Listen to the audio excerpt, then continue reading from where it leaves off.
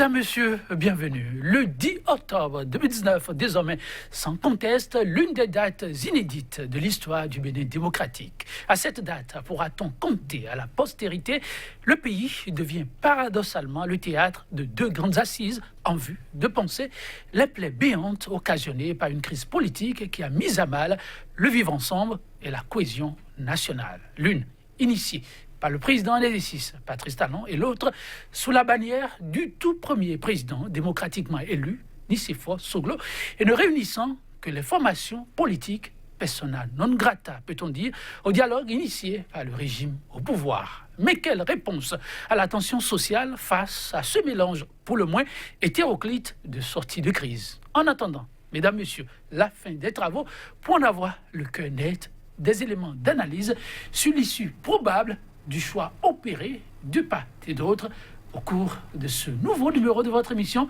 100% Bénin. Thème en débat, dialogue et contre-dialogue politique au Bénin. L'alchimie parfaite de sortie de crise. En ma compagnie, déjà sur ce plateau, Patrick Aman-Poyon.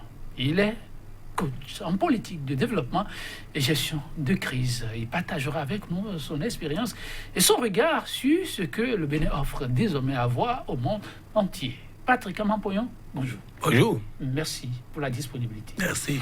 En face de lui, Jos Pezo, Anago, journaliste, analyste. Il est le directeur de publication du quotidien béninois d'information, d'analyse et d'investigation, La Dépêche. Il a accepté aussi être des nôtres ce matin. Jos Pezo, Anago, bonjour. Bonjour, chers confrères. Bonjour, téléspectateurs de CKTV. Merci d'être là pour nous accompagner. À chacun son dialogue politique depuis le 10 octobre. C'est le moins qu'on puisse se dire au regard de l'actualité sur le terrain. Alors que le chef de l'État en exercice, Patrick Talon, tenait un dialogue politique basé sur la relecture des tests électoraux au palais des congrès, les forces dites de la résistance, portées majoritairement par l'opposition, se sont réunies. Ces forces du côté du champ d'oiseaux, toujours à Cotonou, en tout cas, pas très loin l'un de l'autre, comme si on était prêt à s'échanger des documents. C'était en tout cas, mesdames, messieurs, le spectacle que le Bénin offrait à voir. Pour certains, c'est encore une innovation du Bénin. On se retourne vers d'abord l'homme des médias. Comment on a vécu cette journée du 10 octobre entre deux grandes activités? Merci. Ce n'était pas prévisible, ce n'était pas une bonne chose à vivre, certes. Pourquoi ce n'était pas une bonne chose? Car nous sommes un pays, le Bénin est un indivisible, et se retrouver un matin au Bénin avec deux activités totalement parallèles, et avec je ne voudrais pas dire deux dialogues, non, avec des propos qui ne sont pas forcément imbriqués l'un dans l'autre, ce qu'il faut reconnaître qu'il y a mal donne. Mais ce qui réconforte aussi à travers ces deux antagonismes, c'est que quelque part, il y a eu possibilité pour un camp de pouvoir dire ce qu'il pense de l'autre. Et c'est déjà un grand pas dans le confort de la démocratie que nous érigeons. La démocratie béninoise qui reste toujours dans des surprises. Donc on parle d'innovation. Je me retourne là faire le coach. Oui, la crise, c'est comme on le dit, votre quotidien. Le Bénin vit une crise et ce n'est que secret de polichinelle que de le dire. Il a été décidé désormais de pouvoir penser définitivement les plaies. Il n'y a pas cette crise qui ne finit pas autour d'une table. Mais là, le Bénin offre deux tables. Comment vous l'appréciez? Une innovation? On le paie comment? Je voudrais déjà dire que je suis fier d'être béninois. Ah bon? Fier avec ça aussi? Je suis fier d'être béninois. Il y a quelques mois de cela, on n'était pas fier d'être béninois. Il y a quelques mois de cela, le mot résistance allait avec interdiction de se rassembler.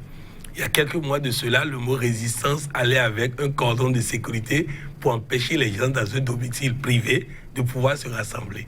Aujourd'hui, les gens ont pu se rassembler dans un lieu public à une date qui est une date historique. Vous savez, à Hong Kong, le jour de l'indépendance de la Chine, à Hong Kong, on a voulu marcher. Pour le président chinois, c'était une insulte que le jour de son indépendance, on puisse dire qu'on veut marcher contre lui. Vous avez vu, il y a des morts. Mais au Bénin, il n'y a pas eu de mort le 10 octobre. Il y a eu rencontre et contre-rencontre, comme vous pouvez appeler, mais il y a eu rencontre. Bref, toutes les premières choses. Deuxième chose, je vais réduire du discours de Nicéphore Soglo, un discours d'apaisement, un discours de rassemblement, un discours d'invite du chef de l'État que j'aurais voulu que ce soit le discours de mon ami ministre de la Communication. J'aurais voulu que ce soit lui qui appelle au rassemblement, mais lui, il appelle épiphénomène. Une rencontre où il y a un ancien chef d'État qui préside. De toutes les façons, une rencontre présidée par Nicéphore Soglo ne sera jamais un épiphénomène. Je me réjouis aussi du fait que nous ne sommes plus au palais de la République, où, après l'intervention de chaque intervenant, le président lui répond directement. Je me réjouis du fait que nous avons maintenant des facilitateurs, des hommes de valeur, qu'on ait pu trouver des Béninois qui acceptent, dans ce fourre-tout créé par les politiciens, dans ce chaos créé par les politiciens, qu'on trouve des hommes de valeur pour accepter de venir jouer ce rôle de facilitateur. Je ne vois pas mon ami Tokpanou accepter d'aller là-bas s'il n'avait pas la garantie qu'au moins quelque chose va bouger dans le sens positif. Donc bref, je me réjouis de ça. Et vous savez que j'étais au Cameroun lors des discussions du Cameroun.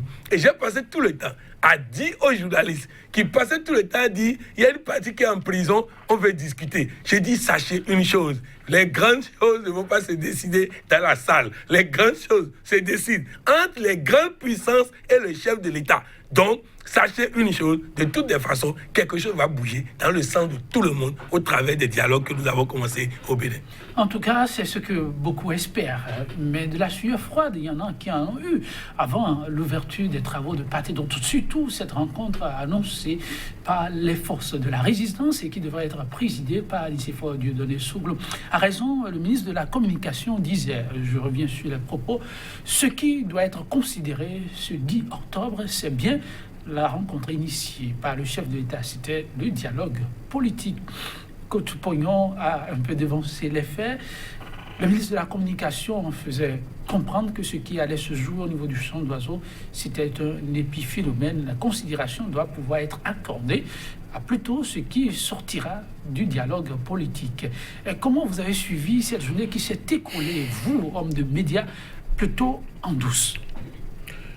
Je le disais tantôt que c'est réconfortant de se rendre compte que finalement, au soir de ce 10 octobre, que les deux concertations ont eu lieu. Mais pour en venir aux propos du ministre Ongola, personnellement, je suis désolé à chaque fois, et depuis qu'il est à ce poste, je suis à chaque fois désolé lorsqu'il prend la parole, mais j'estime que là, c'est le début, les tâtonnements d'un bébé en griffe dans l'environnement qui n'était pas le sien. Il faut l'avouer, et il finira peut-être par prendre les bonnes marques. Souvenez-vous, chers confrères, qu'il y a quelques jours, à l'annonce de cette rencontre entre le gouvernement et certains partis politiques, le ministre était monté au créneau et on s'attendait à du meilleur. Mais on était resté chacun sur sa faim lorsqu'il disait que c'était une rencontre où il n'y aura même pas de médiateur. Il n'y a pas de médiateur de prévu. Et donc, on se disait, mais quelle forme va prendre ces assises? Quelques heures après, on a eu d'autres informations qui prenaient à contre-pied les déclarations du ministre. Et moi, je m'attendais à entendre du ministre les paroles du gouvernement. Quelque chose d'officiel. Mais aujourd'hui, le ministre a été pris à contre-pied par le déroulé de ce dialogue. Et donc, je ne serais pas surpris que quelques heures après, qu'il tienne encore des propos allant dans le sens de ce que vous venez de dire tantôt, à savoir que c'est un épiphénomène que cette rencontre de l'opposition au chant d'oiseaux. Et donc, demain, je ne serai pas non plus surpris qu'il y ait une autre voix du gouvernement qui le prenne à contre-pied. Il finira pas peut-être si... Mais quand on revient à la réalité des faits, est-ce qu'on devrait accorder un blanc-seing à cette initiative conduite par l'ancien président? Ah oui, et autrement, on serait dans un environnement où seul un couloir existe. Non, mais nous sommes un Bénin, n'oublions pas que nous sommes le Bénin de la démocratie, le Bénin de la conférence nationale, le Bénin des libertés.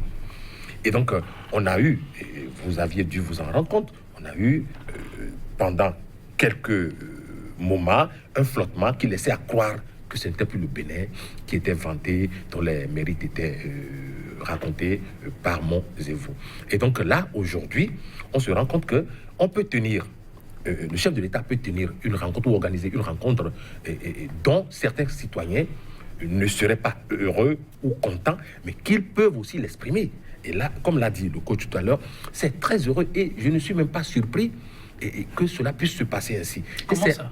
Et c'est à l'actif, oui, que des forces politiques qui ne partagent pas l'avis du gouvernement puissent se retrouver le même jour, à quelques encablures l'une de l'autre, pour exprimer leur point de vue. Mais c'est la chose que nous avions toujours partagée depuis une trentaine d'années et qui était en train de nous échapper. Et que cela puisse se faire sans heurts, je trouve que c'est à l'actif et au mérite de nous tous. Et bien entendu, il faut reconnaître au gouvernement le mérite d'avoir laissé faire ce qui se faisait. Ah oui. Alors, Patrick Amampouillon, ce sont des aspects qui auraient échappé aux citoyens lambda. Mais pour ceux qui ont effectivement vécu quelques moments de chaleur depuis peu, on ne peut pas oublier ces événements. On se rappelle de ces rencontres qui devraient se tenir au niveau d'un siège appelé entre-temps siège de la résistance.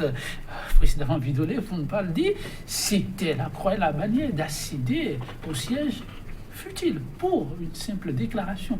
Comment expliquez-vous que dans l'espace de quelques mois, sur un lieu plutôt très public, qu'une rencontre du genre, qui pour certains ressemblait beaucoup plus à de l'anarchie dans la République, on peut se laisser faire sans aucune interpellation? Au fait, il faut dire que, vous savez, dans un pays où il y a des débats, dans le sens de ce qu'on fait sur Sika TV, même si le gouvernement, à un moment donné, a semblé penser que les débats sur Sika TV étaient contre le gouvernement, ça fait bouger des lignes. Ça fait bouger des lignes. Vous vous rappelez une fois ici, j'ai demandé au chef de l'État d'arrêter de mettre en prison tous ses collaborateurs qui mettent de l'huile sur le feu. Et vous avez constaté que depuis ce temps-là, on a moins de va-t-en-guerre, moins de clébés sur les réseaux sociaux en train de créer des problèmes. Donc c'est pour vous dire, le président même est en train de comprendre à travers les débats que ce qui s'était fait là n'est pas bon pour lui, n'est pas bon pour son image, n'est pas bon pour son règne. Qui a besoin de paix au Bénin? Patrice Talon. Qui a besoin de paix au Bénin? Patrice Talon. D'abord Patrice Talon. Oui, ah bon. Parce que c'est lui qui est au pouvoir. Et donc, s'il a une gouvernance trouble, ça veut dire qu'il ne pourra pas gouverner. À la fin, on va dire qu'il n'a rien fait. Mais ce serait le trouble qu'il aurait fait, qu'il n'aurait rien fait. Donc, la première personne qui a besoin de stabilité, et ça, les collaborateurs du président lui faisaient croire le contraire. J'ai l'habitude de dire, il faut faire très attention à une génération spontanée de politiciens. Parce qu'ils n'ont pas l'expérience du pouvoir d'État. Qui appelez-vous de génération spontanée? Mais le président est venu avec une génération spontanée. Montrez-moi les anciens politiciens, les anciens expérimentés qui sont avec lui. Aujourd'hui, il est entouré d'expérimentés. Bruno Amoussou, c'est un expérimenté. Vous êtes sûr que Bruno Amoussou l'entoure? Vous êt sûr que Jikola Olé l'entoure? C'est de ça il s'agit. Il y a le on est dedans et il y a le cercle restreint qui décide. Donc, à partir de cet instant, je suis heureux de constater que le gouvernement de mon pays a progressé en termes de maîtrise des questions d'État. Je suis obligé de le constater. Maintenant, Jospin a mis l'accent sur quelque chose. Le ministre dit qu'il n'y aura pas de médiateur. Au fait, le ministre pense que sa volonté est la volonté du chef de l'État. Le ministre n'a pas encore compris... Le ministre a expliqué qu'il s'agissait de dialogue politique. Non, je vais vous expliquer. Le ministre n'a pas encore compris l'art du retournement des situations. Le ministre n'a pas encore compris que dans tous les États du monde, le chef de l'État lui-même ne sait pas ce qu'il décidera une heure après. Non, Patrick Amampouillon, j'ai bien envie de mieux vous suivre. Vous venez de dire? Dans tous les États du monde, c'est pas au Bénin seulement, oui. Le chef de l'État ne sait pas ce qu'il va décider dans une heure de temps. Non, vous voulez remettre en cause la souveraineté du chef, le pouvoir de décision du chef. Quand je parle de tous les États, vous ne pouvez plus me parler de souveraineté. Dans tous les États du monde, je donne l'exemple du Cameroun, où j'ai été, où j'ai assisté à tout ce qui s'est passé. Illustré donc. Maintenant, écoutez-moi bien. et vous allez comprendre. Je parle aux Béninois, je parle aux dirigeants. Parce que je veux qu'on comprenne et qu'on agisse en expérimenté. Au Cameroun, lorsque les débats ont commencé, j'ai rencontré des gens qui m'ont dit on ne peut pas faire débat avec l'opposant, celui qui a été deuxième aux élections passées en prison. Je dis, mais c'est le débat qui va le sortir. Mais d'abord, on a dit, il n'y aura pas modérateur. Il y a modérateur maintenant. Deuxième chose, on a dit, on parlera des chartes des partis. Charte des partis est devenu sujet secondaire dans les assises aujourd'hui.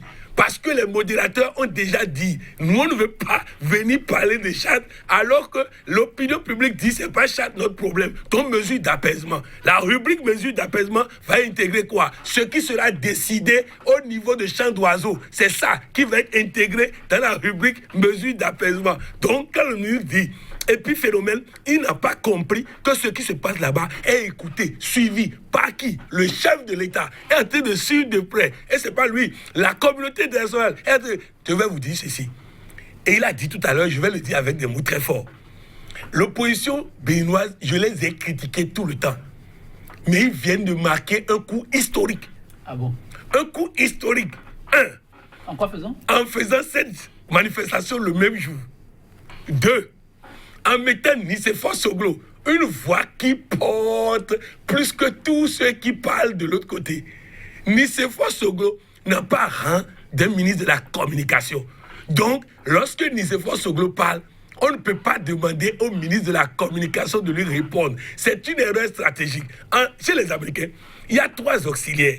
L'auxiliaire to be, l'auxiliaire to do et l'auxiliaire to have. Pourquoi ils ont allié comme ça? C'est celui qui parle, c'est celui qui agit.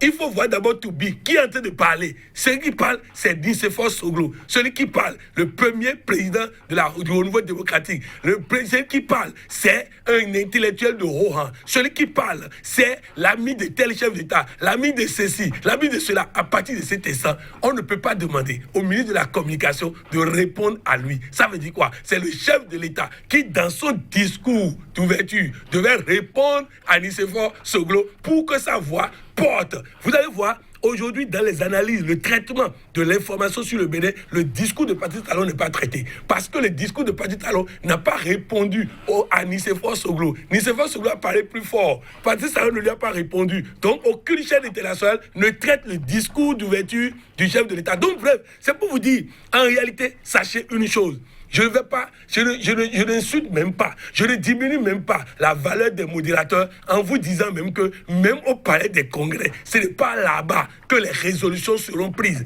Ce qui se passe au palais des congrès, plus ce qui se passe au champ d'oiseaux, va déterminer la pression de la communauté internationale sur le chef de l'État. Et ça va amener le chef de l'État à bouger des lignes. Donc le ministre n'a qu'à parler avec sagesse parce qu'il ne sait pas ce que le président va décider dans une heure. Alors qu'il fasse attention et qu'il ne parle pas comme celui qui connaît tout, parce que c'est une erreur, il sera obligé de se remettre en cause, de se ravaler. Nous ne sommes pas dans prétoire, nous sommes ici en politique où les choses changent tout le temps. En tout cas, je vais demander aux journalistes son regard, parce que là, vous sortez des analyses qui, dans l'opinion, et à suivre certaines analystes, appellent d'autres interrogations. Alors, lorsque Patrick Amon-Pognon veut faire une certaine synergie des travaux de part et d'autre, alors que de l'autre côté, d'aucuns pensent que cette façon de procéder risque d'envenimer la situation. Chacun reste dans son couloir, l'autre reste dans son couloir.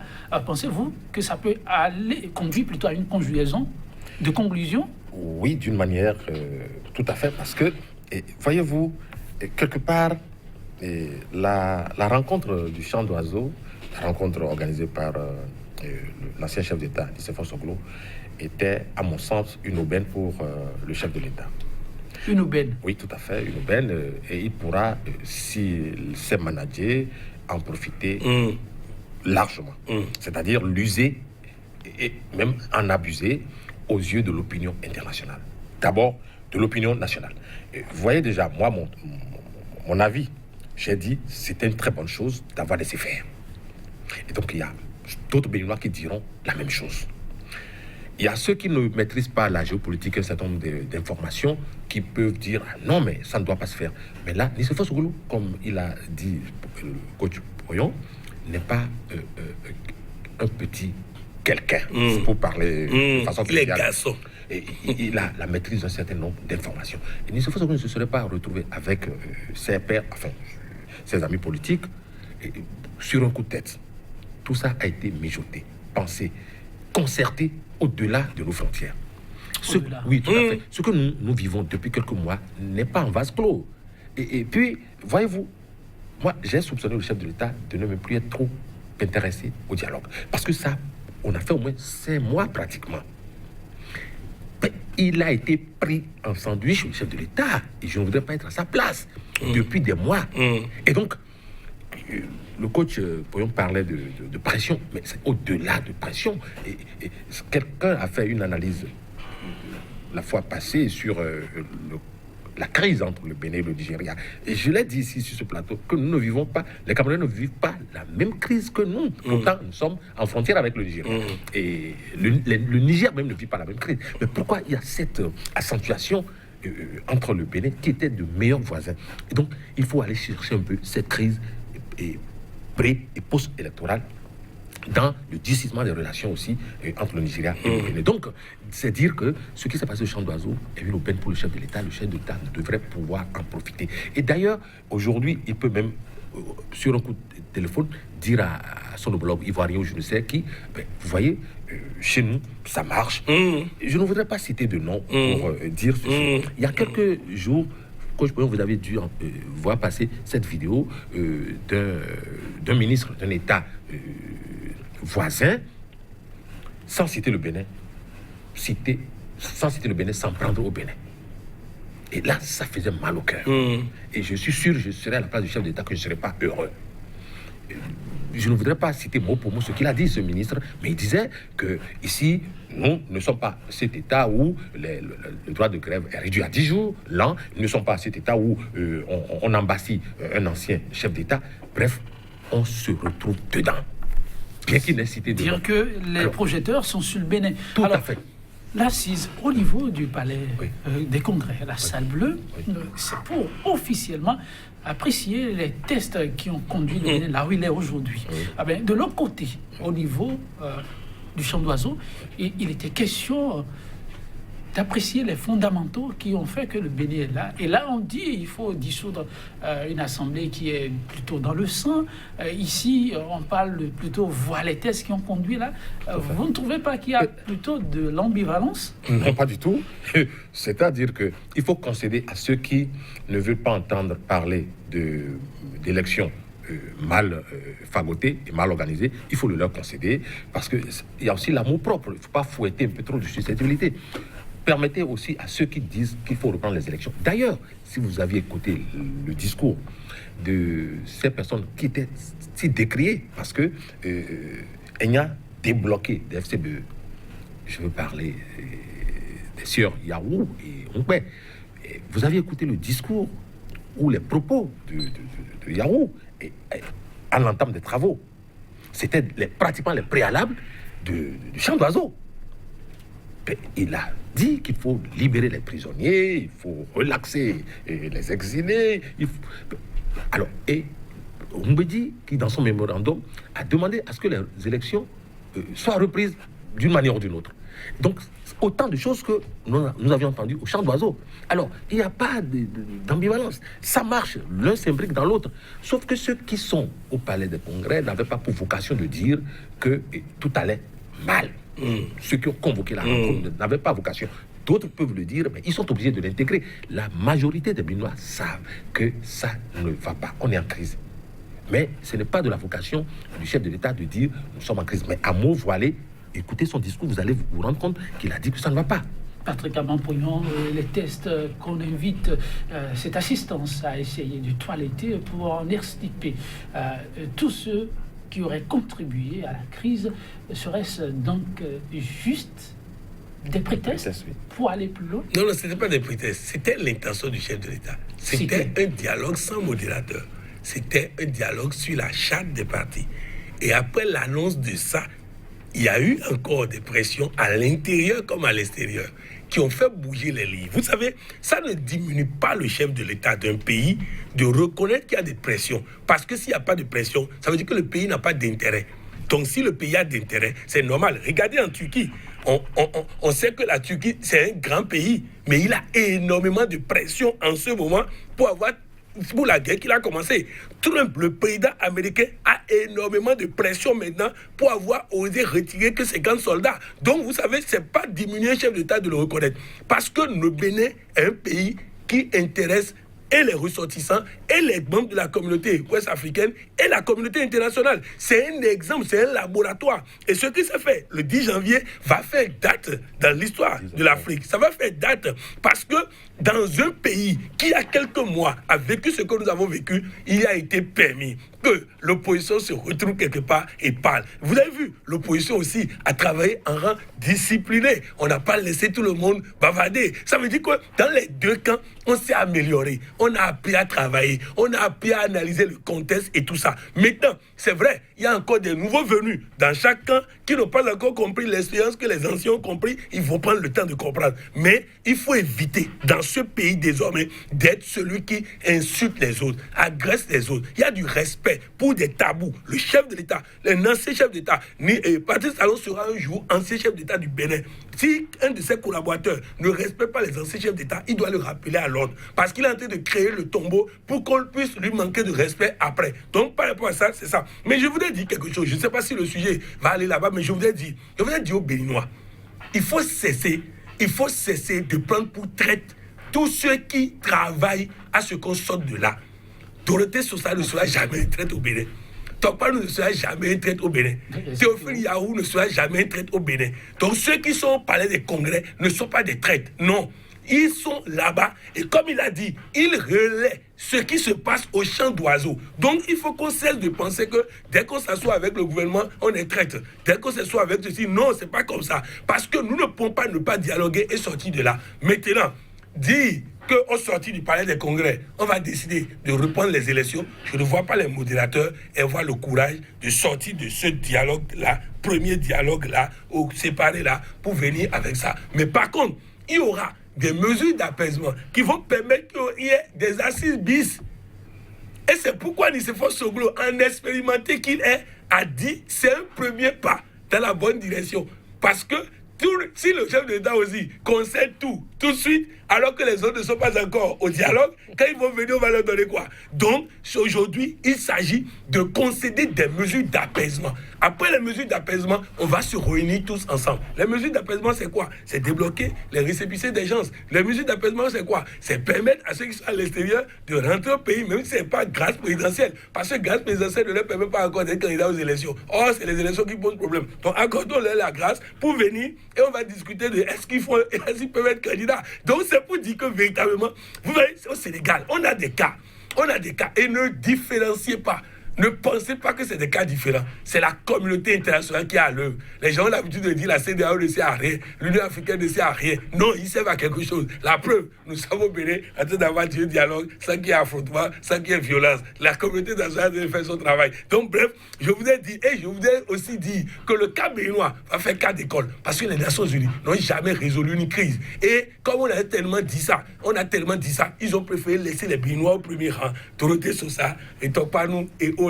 Ils sont là. Il faut faire de toutes les façons. Sachez une chose. Le ministre a dit autre chose. On a eu autre chose. Il a dit autre chose encore hier. On va avoir encore autre chose. Et on va avoir quoi? La paix au finish parce que le président va bouger jusqu'à aller vers la paix. Beaucoup d'optimistes chez Patrick Ampouillon. C'est bien ce qu'on peut aussi souhaiter. Mais quand on apprécie de très près, Patrick Ampouillon est allé sur plusieurs pans. Ils sont nombreux quand même à se demander dans la posture des uns et des autres, même si la finalité est qu'on en arrive à se vivre ensemble aujourd'hui en difficulté, comment entrevoir dans le contexte actuel la possibilité d'un dialogue bis? Oui, c'est en avançant qu'on va déboucher là-dessus. Je voudrais même rêver d'une situation, en supposant qu'il y a une semaine ou 2 semaines en arrière, le chef de l'État, en retenant la date du 10 octobre, est déjà dans sa besace un certain nombre de perspectives qui iraient même jusqu'au relax de ceux qui, pour des faits politiques, se retrouveraient derrière le barreau, ainsi de suite. Mais cela, il ne devrait pas, pour des raisons stratégiques, mettre ça sur la table. Et le coach l'a dit tantôt, Et on ne rejette pas dans le débat tout ce que l'on a, atout, faiblesse ou force. C'est pareil aussi au champ d'oiseaux. Il y a des concessions que l'opposition peut faire. Mais il est trop tôt aujourd'hui pour l'opposition de dire « Ok, d'accord, nous concédons ceci ». Ce n'est pas possible dans les négociations. C'est comme les syndicalistes. Vous demandez beaucoup pour avoir moyennement. Et donc, c'est pareil aussi pour le pouvoir. Le pouvoir peut donner l'impression aujourd'hui que c'est fini. Il n'y aura plus de rencontres où on ne peut pas peut-être élargir ce dialogue au plan purement national avec le clergé et tout le reste. Mais moi, j'ai foi que le chef d'État a été suffisamment intelligent pour dire qu'il s'agit là d'un dialogue politique. Ah ben là, qui dit dialogue politique dit dialogue politique. Et bien donc, dire maintenant que mes compatriotes souhaiteraient qu'il y ait un dialogue national, mais il n'y a qu'un pas. On ne dit pas une conférence nationale, un dialogue national. Eh bien, ça peut se tenir dans le même cadre, avec pratiquement moins de 1000 personnes. On aurait aussi organisé un dialogue national. Et il suffisait de figurer des champs d'oiseaux et parler des congrès. Voilà. C'est possible. C'est possible. Donc, rien ne s'oppose à ce que nous débouchions sur un dialogue national, c'est-à-dire un dialogue bis. Je ne sais pour quand, mais il n'est pas exclu que cela puisse intervenir. Assez de procès faire aux facilitateurs, aux rapporteurs, les figures emblématiques de la médiation pour ainsi caricaturer ce qui se fait. Eh bien, Patrick Amoin-Pognon invite plutôt les Béninois à savoir respecter les choix et à cesser de traiter les autres et attendre de voir. De traite et attendre de voir. Non, sérieusement parlant. N'est-ce pas trop demander aux Béninois? Là, sur ce plan, je ne suis pas totalement d'avis avec le coach pour dire ceci. Oui. Lorsque on le dit vulgairement chez nous, lorsque vous êtes sous un arbre, que vous vous taisez un peu trop, vous risquez de recevoir sur votre tête des fientes d'oiseaux. Et il n'y aurait pas eu cette haine de l'opposition à un moment donné, ces réclamations intempestives de l'opposition à un moment donné, que le chef d'État n'éprouverait même pas la nécessité d'inviter la classe politique à se retrouver. Vous vous souvenez des propos, il y a à peine 3 jours, de Zinziroué, qui disait qu'eux, ils n'ont pas de problème particulier. Ils vont au dialogue, mais ils n'ont pas de problème particulier. Ils n'ont pas de réclamation ou... Ils n'ont pas de problème particulier. Donc, je ne sais pas si M. Jespezo a compris la question. La question de M. Yetonji. Tout à fait. C'est-à-dire, est-ce normal de laisser la population penser que Tokpanou est un traître? Et je dis, concédons à la population. Et je vais m'expliquer, coach. On ne peut pas demander à tout le monde d'avoir la même opinion. Et il y a une certaine population qui soupçonne ces médiateurs d'être chambrés par le chef de l'État. Qu'on se donne le leur. Et il y a encore une autre population qui estime que c'est de bonnes personnes. Des personnes intègres. Qu'on se donne le leur. Mais si on revient un peu sur certains éléments d'un passé récent, ceux qui disent qu'ils n'ont pas tellement foi en la capacité du professeur Tokpanou de se sortir d'affaires auraient eu raison. Je vous en prie. Mais et là, moi, je le leur concède parce que moi, je suis au confluent des opinions. Et donc, moi, lorsque je ferai mon analyse, je dirais, mais est-ce que Tokpanou pourra tenir le coup? Est-ce que Sosa pourra tenir le coup?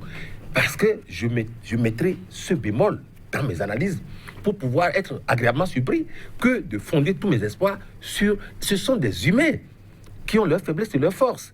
Et qui vous dit que le chef d'État ne les a pas entretenus auparavant? Le chef d'État, forcément, il ne peut pas les désigner. Il ne peut pas les désigner sans s'être entretenu avec eux et leur dire les limites qu'ils doivent observer. Autrement, il n'aurait pas été un grand chef. Le chef a son plan stratégique et dit, écoutez, je vous invite à coordonner ces activités pour moi. Mais franchement, je vous en prie, gérez ça dans ces contingences-là. Ça, c'est la moindre des choses. Et donc, ce faisant, ils ne sont pas... On ne les a pas piqués dans la rue.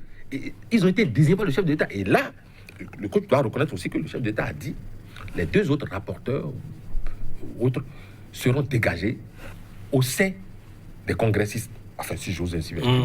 C'est dire donc que ce sont les désignés du chef de l'État, Tokpanou et Sosa.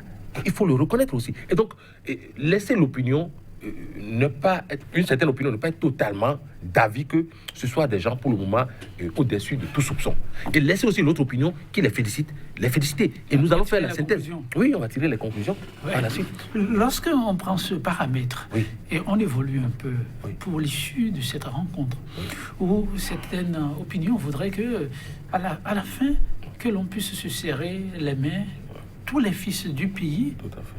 Et Patrick Amanpoyon l'a souligné tout à l'heure, qu'on ira sans doute vers ça, mais que récemment, le gouvernement, par la voix de son porte-parole, a martelé. Le chef de l'État même l'avait dit, il n'y a pas d'exilés au Bénin. Mais est-ce que vous ne rêvez pas trop en couleur lorsque vous estimez qu'il faille, entre autres issues, penser au retour de ceux-là et parler de prisonniers d'opinion? Je ne rêve pas trop en couleur. Je me dis, nous sommes dans une dynamique. Et la parole, la dialectique est dynamique. Et il a dit, en d'autres termes, le coach, en disant que le chef de l'État peut... Bon, il a un peu exagéré. Une heure avant une prise de parole ou une décision, le chef de l'État peut changer d'avis. C'est possible dans une certaine mesure. C'est ainsi aussi que la dynamique des échanges pourrait sensiblement modifier le cours des choses au point où le chef de l'État même ne s'y retrouverait pas. On a vécu la conférence nationale ici, avec un général. Mais vous n'oubliez non plus que sans cesse, le gouvernement ne cesse de rappeler au peuple les situations actuelles ne sont pas comparées aux événements qui ont conduit à la conférence, donc ne pas parler conférence. Je suis d'accord que je suis en train de désigner une époque et un homme puissant. Paix à son âme, le général Mathieu Kérékou, qui avait toute l'armée à sa portée, mais qui dit ne nous enterrez pas vivants, entre autres, et qui pas finir dit les décisions de la conférence sont souveraines, et qui, on a vu à l'époque, il y a les vidéos qui existent, le ministre de l'information de l'époque, Azoïro, si je ne m'abuse, il disait en fond à un journaliste de langue locale, nous ne nous laisserons pas faire. Nous verrons où ça va s'arrêter. Et puis, quelques heures après, c'est le chef de l'État, le chef des armées, le président de la République qui dit les décisions sont exécutoires et a pris à contre-pied son ministre.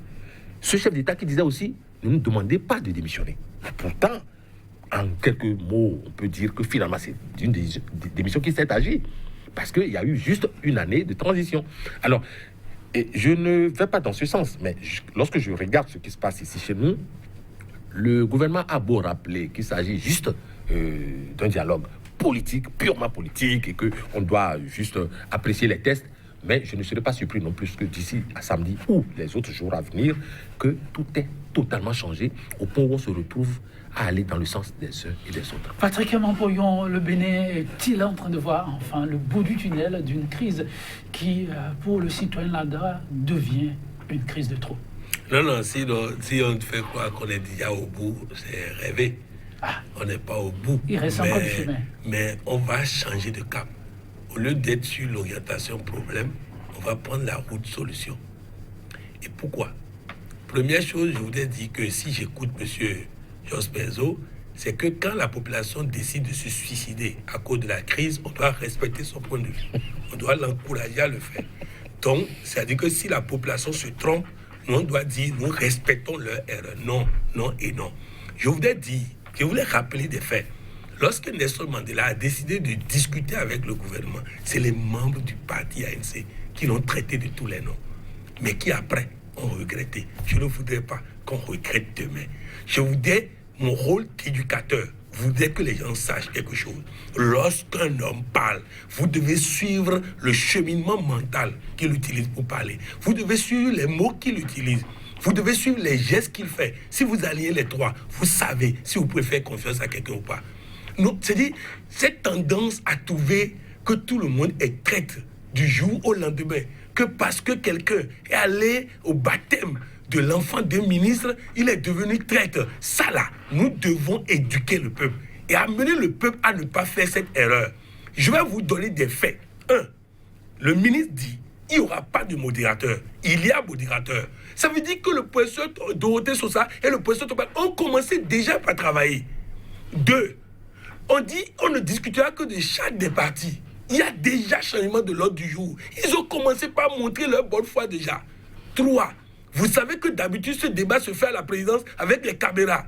Où on passe tout à la télé, on trafique, on donne les versions qui arrangent le gouvernement. C'est sous silence.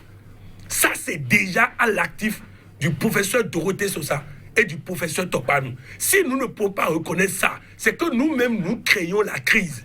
Nous-mêmes, nous nourrissons la crise. Parce qu'ils ont déjà montré des gages. Il y a beaucoup de signes qui montrent qu'ils sont déjà en train de travailler pour la République et non pour le chef de l'État. Maintenant, quand on dit c'est le président qui les a nommés, c'est parce que le président a vu en eux. Je vous donne un exemple. J'étais à Parakou.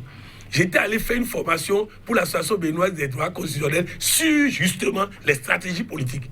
Et dans cette salle, il y avait le professeur Tokpanou. Et j'ai dit, je salue le professeur Tokpanou pour avoir compris que si nous tous, nous sommes sur les plateaux en train d'insulter le chef d'État, nous allons le transformer en un monstre.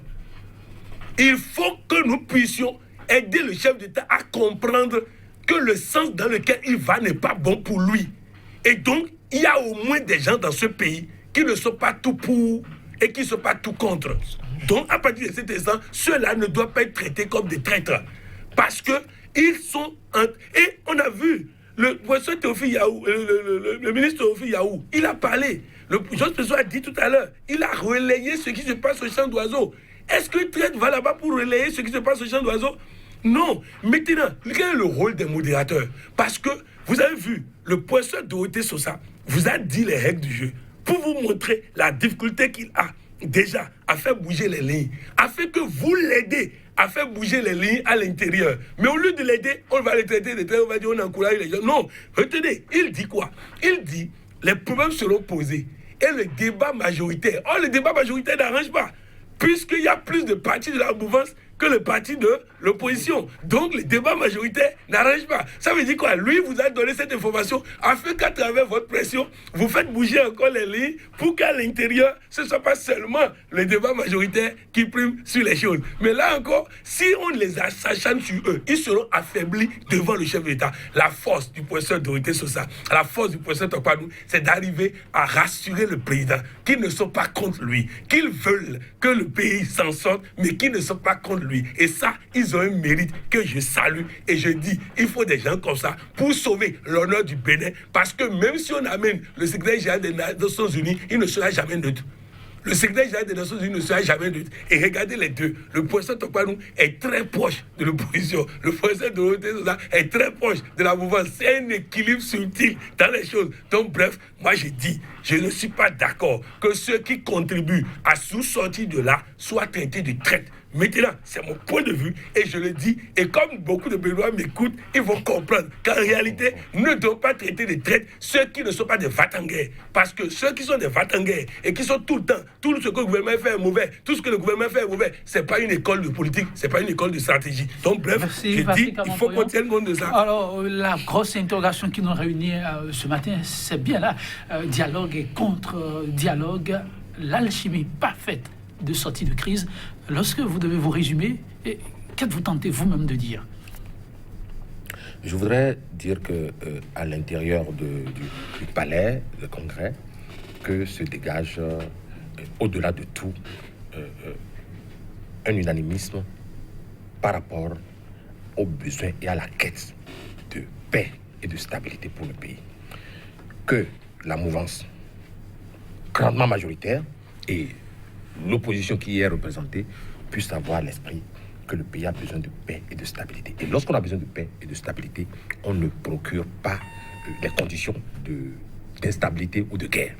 Il ne vous reste qu'à conclure, me dit-on. Oui, je voudrais souhaiter que d'ici samedi, que le rapport qui sera soumis au chef de l'État, parce que c'est lui le commanditaire, soit un rapport qui satisfasse le peuple béninois et non les congressistes réunis au palais. Merci. Oui, Patrick Amon pour nous. Je voudrais dire que j'étais au Cameroun, le ministre porte-parole du gouvernement a dit on ne peut pas pardonner quelqu'un qui ne demande pas pardon. Quelques heures après, le chef de l'État a pardonné quelqu'un qui n'a pas demandé pardon. Donc je sais qu'au Bénin, le ministre va parler, les gens vont parler, les porte-parole de je ne sais pas quoi vont parler, mais le chef de l'État va certainement faire une surprise au peuple béninois. J'en suis convaincu, j'en suis conscient et je sais que je peux faire confiance à mon président, le président de mon pays, pour qu'il ne me fasse pas honte en venant encore avec des choses d'il y a quelques mois, mais qu'il nous fasse une surprise. Oui, il n'y avait pas des exilés, mais il y a des gens qui veulent rentrer, alors qu'il leur permet de rentrer, même s'ils ne sont pas des exilés. De la même manière, il y a des gens en prison, il faut qu'ils sortent. Ça, c'est la première chose. Et je sais que ça a été fait au Sénégal, je sais que ça a été fait au Cameroun, et je sais que là-bas, ils ne sont pas plus intelligents que nous, ils ne sont pas plus que le président du Bénin, et le président de deux pays, le pays de Kaba, le pays de Bianzé, le pays de Bioguera, le pays de Tofa, le pays d'Akuti et autres. Je sais que le président de tout cela ne va pas faire moins que ce qui s'est fait au Sénégal. Et quand il a dit les salutations, oui, je rêve et je sais que nous finirons par avoir Yahi Boni, Patrice Talon, Nicéphore Soglo, Adjabo Sébastien se saluer, se serrer la main dans le cadre d'un dialogue qui va se passer au Bénin. C'est le premier pas. Continuons comme ça et tout le monde va se retrouver bientôt. Merci à vous, Patrick Amampouillon. Merci également à vous, Joss Pesso Anagou. Ce sont des contributions à l'enrichissement du débat qui est actuellement en cours. On espère que chacun saura y tirer le meilleur, mais surtout les politiques et le peuple. Mesdames, Messieurs, 100% Bénin, que vous dire à très bientôt. Cette citation d'Albert Camus, que je rappelle pour ceux qui l'auront demandé avant de vous ses compagnies. La grandeur de l'homme, dit-il, est dans sa décision d'être plus fort que sa condition. Merci pour l'attention. À très bientôt.